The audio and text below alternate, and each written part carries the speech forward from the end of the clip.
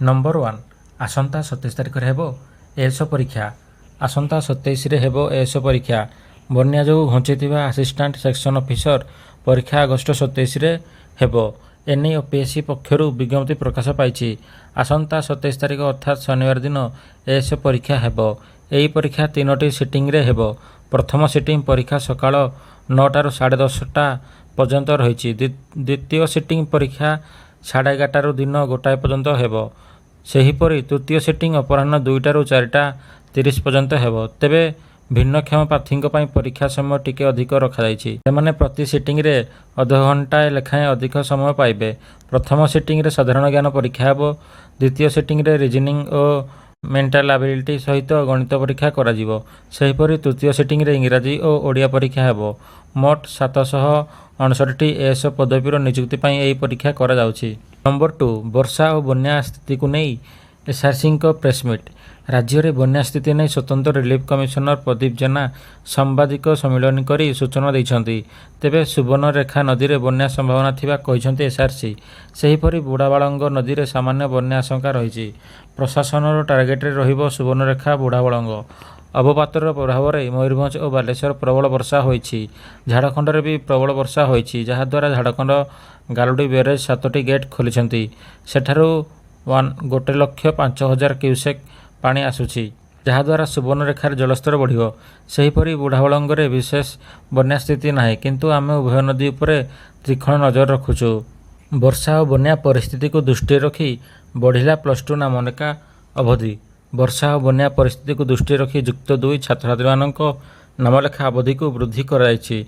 विद्यालय और गणशिक्षा मंत्री समीर रंजन दासଙ୍କ अनुमोदन क्रमे युक्त 2 नामलेखा निमंते परिवर्ती कार्यसूची प्रस्तुत होइछि। नूतन सूचना अनुसार युक्त 2 प्रथम पर्याय नामलेखा तारीख अगस्ट 19 को 25 तारीख स्थिर कराइथिया बेले यह अगस्ट 30 तारीख को वृद्धि कराइछि। सेहीपरि द्वितीय पर्याय नामलेखा अवधि सेप्टेम्बर 5 ରୁ 7 तारीख थिया बेले ताहा सेप्टेम्बर 8 ରୁ 10 तारीख घुंचाई दिया जाछि। तत्काल नामलेखार अवधि सेप्टेम्बर 15 ରୁ 16 तारीख रखा जाइथिला। विभिन्न महाविद्यालय एबे एही तत्काल नामलेखा सेप्टेम्बर 17 ରୁ 20 तारीख मध्य अनुष्ठित हेब बोली मंत्री समीर रंजन दास कहते। नंबर 4 वैषयिक त्रुटि लगी पुणी घुंचिला पुलिस एसआई परीक्षा। वैषयिक त्रुटि लगी पुणी घुंचिला पुलिस सब इन्स्पेक्टर परीक्षा। एने सूचना देते ओडिशा पुलिस रिक्रुटमेंट बोर्ड अध्यक्ष doctor Sudhanshu Shadangi. Police sub inspector परीक्षा रे विभ्राट प्रसंग में से ट्वीट करी कहते यह सफ्टवेयर त्रुटि होइछि। परीक्षा पाई केंद्र सरकार एक संस्था को दायित्व दि जाइछि। वैषयिक त्रुटि किसी जगार विभ्राट घटी सूचना मिली। प्रश्नपत्र ठीक भाव डाउनलोड हो पार नथिबा जोगु सीपीएसई 2018 परीक्षा एभली समस्या उपजिछि। तेबे कौनसी परीक्षार्थी को परीक्षा वंचित कराजिबो नाही। तेबे परीक्षार एभली विभ्राट लगी आशायीमानक मध्य तीव्र संतोष देखा देइछि। नंबर 5 जिम्बाब्वे को 5 विकेट हराइला भारत। उभय बोलिंग और बैटिंग रे निजर ख्याति मुताबक प्रदर्शन करी हरारे स्पोर्ट्स क्लब रे खेलाइथिया द्वितीय दिनिकिया रे भ्रमणकारी भारत सहजरे जिम्बाब्वे को परास्त करिछि। द्वितीय मैच को 5 विकेट जीति 3 मैच विशिष्ट दिनिका सीरीज रे हाथिबा सह 2-0 रे अग्रणी हासिल करिछि भारत। जिम्बाब्वे द्वारा निर्धारित 161 रन विजय लक्ष्य को पिछा करी भारत 25.4 ओवर 5 विकेट हराई हासिल करि नेइछि। संजू सैमसन अपराजित 43 रन कर विजय रे प्रमुख भूमिका ग्रहण करछन्ति। बोलिंग रे शार्दुल ठाकुर सर्वाधिक 3 विकेट नेइछन्ति। नंबर 6 ओएस अधिकारी स्तर रे अदल बदल। ओडिशा प्रशासनिक सेवा स्तर रे एक छोट धरणर अदल बदल कराइछि। वाकफ ओडिशा कटक रे सर्वे कमिशनर सैयद एमडी आकाश दास को राज्य हज कमिटीर मुख्य कार्यनिर्वाही अधिकारी भाव अतिरिक्त दायित्व दि जाइछि। एने राज्य साधारण प्रशासन और अभियोग विभाग पक्षर एक विज्ञप्ति प्रकाश पाई। सेहीपरि कटक आरडीसी तुषारकांत महांती को वाकफ ओडिशा कटक ओडिशा हज कमिटीर मुख्य कार्यनिर्वाही अधिकारी भाव अतिरिक्त दायित्व दि जाइछि।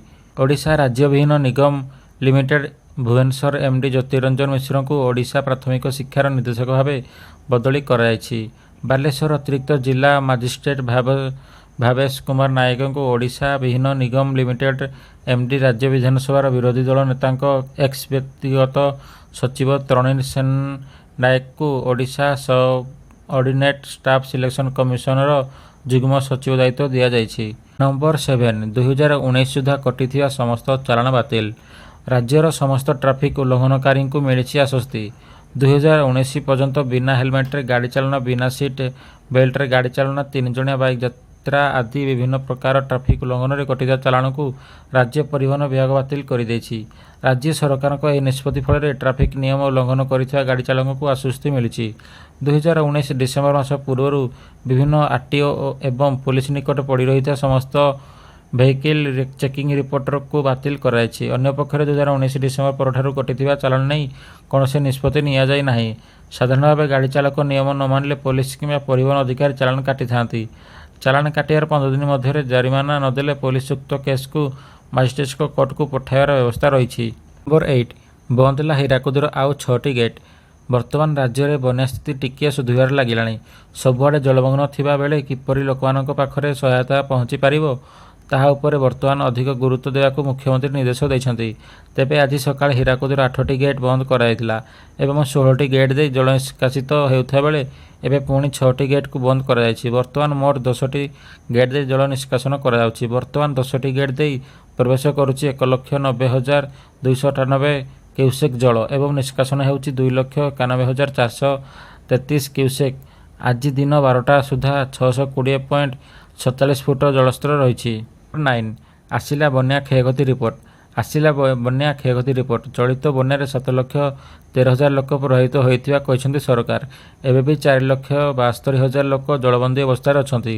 13ଟି ଜିଲ୍ଲାର 63ଟି ବ୍ଲକର 607 ପଞ୍ଚାୟତ ପ୍ରଭାବିତ ହୋଇଛି। ଏଥିରେ 232ଟି ଗାଁ ରହିଛି। 248 ରିଲିଫ କେନ୍ଦ୍ରରେ 1 ଲକ୍ଷ ଲୋକଙ୍କୁ ରନ୍ଧା ଖାଦ୍ୟ ଯୋଗାଇ ଦିଆଯାଇଛି। ସେହିପରି ଲଗାଣ ବର୍ଷା ଯୋଗୁଁ 116ଟି ଘର ଭାଙ୍ଗିଥିବା କୁହାଯାଇଛି। ଲଗାଣ ବର୍ଷା ଯୋଗୁଁ 8ଟି ଜିଲ୍ଲାର 52ଟି ବ୍ଲକ ପ୍ରଭାବିତ ହୋଇଛି।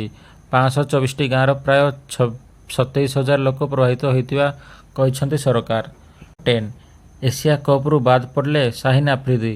ପାକିସ୍ତାନକୁ ବଡ଼ ଝଟକା। ଦଳର ସବୁଠାରୁ ବଡ଼ ଶକ୍ତି ଶାହିନ ଆଫ୍ରିଦି ଆସନ୍ତା 27ରୁ ଆରମ୍ଭ ହେବାକୁ ଥିବା ଏସିଆ କପ୍ରୁ ବାଦ୍ ପଡ଼ିଛନ୍ତି। ଆହତ ସମସ୍ୟା ଦେଇ ଗତି କରୁଥିବାରୁ ତାଙ୍କୁ ଏସିଆ କପ୍ରୁ ବାଦ୍ ଦିଆଯାଇଛି। ଶାହିନ ଆଫ୍ରିଦି ଦଳରୁ ବାଦ୍ ପଡ଼ିବା ପରେ ବେଶ୍ ଖୁସ୍ ନଜର ଆସୁଛନ୍ତି ଭାରତୀୟ କ୍ରିକେଟ ପ୍ରେମୀ। କାରଣ ଗତ ଟି20 ବିଶ୍ୱକପରେ ଭାରତର ଟପ୍ 3କୁ ଧ୍ୱଂସ କରି ଆଇସିସି ଇଭେଣ୍ଟରେ ଇତିହାସ ବଦଳାଇ ଦେଇଥିଲା ଆଫ୍ରିଦି। କେବେ ବି ଆଇସିସି ଟୁର୍ଣ୍ଣାମେଣ୍ଟରେ ଭାରତଠାରୁ ଜିତି ପାରିନଥିବା ପାକିସ୍ତାନ ଦଳ ଉକ୍ତ ମ୍ୟାଚ୍ରେ ବିଜୟୀ ହୋଇଥିଲା। ଙ୍କ ଆକ୍ରମଣାତ୍ମକ ବୋଲିଂ ଆଟାକକୁ ନେଇ ଚିନ୍ତିତ ହେଲେ ଭାରତୀୟ କ୍ରିକେଟ ପ୍ରେମୀ।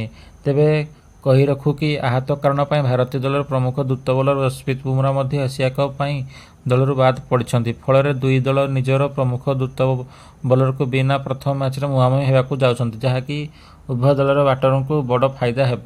ନମ୍ବର 11 ସୋସିଆଲ ମିଡ଼ିଆରେ ଟ୍ରେଣ୍ଡ କରୁଛି ବୟକଟ୍ ଆମାଜନ।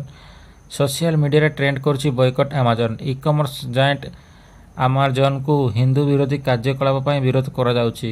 ଜନ୍ମାଷ୍ଟମୀ ଅବସରରେ ରାଧାକୃଷ୍ଣଙ୍କ ଆପତ୍ତିଜନକ ଚିତ୍ର ବିକ୍ରି କରି ବିବାଦରେ କମ୍ପାନୀ। ଆମାଜନକୁ ବିରୋଧ କରୁଛି ହିନ୍ଦୁ ଜନଜାଗୃତି ସମିତି। ସୋସିଆଲ ମିଡ଼ିଆରେ ଆଜି ବୟକଟ୍ ଆମାଜନ ଆହ୍ୱାନ ଦିଆଯାଇଛି, ଯାହା ଏବେ ସୋସିଆଲ ମିଡ଼ିଆରେ ଟ୍ରେଣ୍ଡ ହେବାରେ ଲାଗିଛି। ଏହି ମାମଲାରେ ହିନ୍ଦୁ ସଂଗଠନ ପକ୍ଷରୁ ବାଙ୍ଗାଲୁରୁ ସୁବ୍ରମଣ୍ୟନ ନଗର ପୋଲିସ ଷ୍ଟେସନରେ ଏକ ଅଭିଯୋଗ ମଧ୍ୟ କରି ଆମାଜନ ବିରୋଧରେ କାର୍ଯ୍ୟାନୁଷ୍ଠାନ ନେବାକୁ ଦାବି କରାଯାଉଛି। ଏସ୍କୋଟିକ୍ ଇଣ୍ଡିଆ ପକ୍ଷରୁ ରାଧାକୃଷ୍ଣଙ୍କ ଆପତ୍ତିଜନକ ଚିତ୍ର ବିକ୍ରି କରାଯାଉଛି। ଜନ୍ମାଷ୍ଟମୀ ସେଲ୍ରେ କମ୍ପାନୀ ୱେବସାଇଟରେ ଏହି ଫଟୋ ବିକ୍ରି କରାଯାଉଛି। ତେବେ ଚଳିତ ବର୍ଷ ଅଗଷ୍ଟ 18 ଏବଂ 19 ଦୁଇ ଦିନ ଧରି ସାରା ଦେଶରେ ଜନ୍ମାଷ୍ଟମୀ ପାଳନ କରାଯାଇଥିଲା।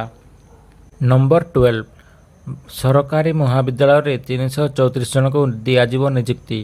ଉଚ୍ଚଶିକ୍ଷା ବିଭାଗ ଅଧୀନରେ ଥିବା ସରକାରୀ ଡିଗ୍ରୀ ମହାବିଦ୍ୟାଳୟଗୁଡ଼ିକରେ 334 ଜଣ ଶିକ୍ଷକ ଓ ଅଣଶିକ୍ଷକ ନିଯୁକ୍ତି ହେବେ। ଏମାନଙ୍କ ମଧ୍ୟରେ 18 ଜଣ ଶାରୀରିକ ଶିକ୍ଷା ପ୍ରଶିକ୍ଷକ, 25 ଜଣ କନିଷ୍ଠ ଗ୍ରନ୍ଥାଗାରିକ ଏବଂ 291 ଜଣ ବିଜ୍ଞାନାଗାର ସହାୟକ ତଥା ଭଣ୍ଡାର ରକ୍ଷକ ଅଛନ୍ତି। ନବନିଯୁକ୍ତ ଶିକ୍ଷକ ଓ ଅଣଶିକ୍ଷକମାନଙ୍କ ଦିଗ୍ଦର୍ଶନ କାର୍ଯ୍ୟକ୍ରମ ଆସନ୍ତା ଅଗଷ୍ଟ 25 ତାରିଖ ଅପରାହ୍ନ 5:30 ସମୟରେ ଲୋକସେବା ସମ୍ମିଳନୀ କକ୍ଷରେ ଅନୁଷ୍ଠିତ ହେବ। ଏହି ଅବସରରେ ନବନିଯୁକ୍ତ ଶିକ୍ଷକ ଓ ଅଣଶିକ୍ଷକମାନଙ୍କୁ ନିଯୁକ୍ତି ଆଦେଶ ପ୍ରଦାନ କରାଯିବ। ମୁଖ୍ୟମନ୍ତ୍ରୀ ଶ୍ରୀଯୁକ୍ତ ନବୀନ ପଟ୍ଟନାୟକ ଆଭାସୀ ମାଧ୍ୟମରେ ଉପସ୍ଥିତ ରହି ଉଦ୍ବୋଧନ ଦେବାର କାର୍ଯ୍ୟକ୍ରମ ରହିଛି। ନମ୍ବର 13 ଜୁନ୍ 2022ରେ ଖଣିଜ ଉତ୍ପାଦନ କ୍ଷେତ୍ରରେ 7.5% ଅଭିବୃଦ୍ଧି। ଜୁନ୍ 2022 ନିମନ୍ତେ ଖନନ ଓ ଉତ୍ତୋଳନ କ୍ଷେତ୍ରରେ ଖଣିଜ ଉତ୍ପାଦନ ସୂଚକାଙ୍କ 113.4 ରେ ରହିଛି, ଯାହା 2021 ବର୍ଷରେ ଜୁନ୍ ମାସରେ ସ୍ଥଳ ତୁଳନାରେ 7.5% ଅଧିକ ରହିଛି। ଭାରତୀୟ ଖଣି ବ୍ୟୁରୋର ଅସ୍ଥାୟୀ ସଂଖ୍ୟା ଅନୁସାରେ 2022-2023 ଆର୍ଥିକ ବର୍ଷର ଏପ୍ରିଲ-ଜୁନ୍ ମାସରେ ମଧ୍ୟ ସାମଗ୍ରିକ ଉତ୍ପାଦନର ଗତ ବର୍ଷରେ ଏହି ସମୟ ତୁଳନାରେ 9.0%ର ଅଭିବୃଦ୍ଧି ଦେଖାଦେଇଛି।